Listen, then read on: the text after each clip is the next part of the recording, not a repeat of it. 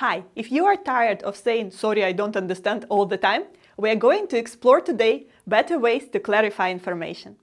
My name is Katerina, I'm an international communication consultant. Subscribe to my channel to get more tips on professional communication in English.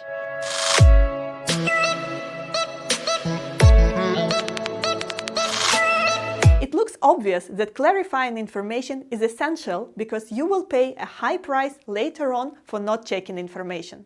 So why do we keep silent? It's a bit more complicated than you may think.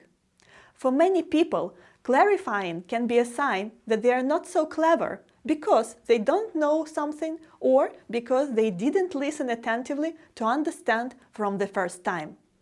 It may be considered by colleagues as a sign of disrespect or unprofessional behavior. Usually, it roots back to our upbringing and cultural norms. Even if you don't think so and ask back perfectly fine in your native language, English creates a set of extra challenges for you. What if you need to ask too often, or someone will criticize your English level? What's next? To start with, remember that there are lots of reasons to clarify.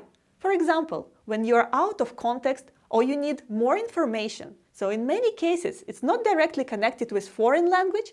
The secret here is to use an appropriate phrase in the right moment. Let's look into some strategies for clarifying. I'm sure the first strategy you already use. It's the most obvious thing to do. Just ask to repeat.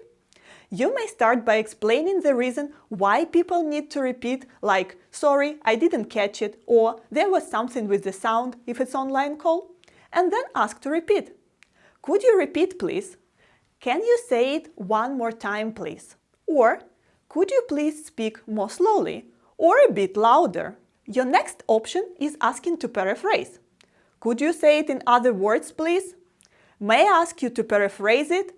This may sound strange in your native language, but English is an international way of communication and people are usually fine with this request. What else? Clarify the meaning of separate words, like "what do you mean by?" or "could you please explain what is?" If you are not sure that you understand correctly, repeat information back in your own words. You can use phrases like this. "So, if I understand correctly, you are talking about." "So, what you are saying is?" "Let me see if I've got it right, you would like me to." One more thing to do. It can be that you understand all information, but it still doesn't make sense to you. In this case, you can ask for more details like, "Could you be more specific, please?" "Could you explain in more details?" Or ask more specific questions to develop a topic. For example, "What exactly would you like me to do?"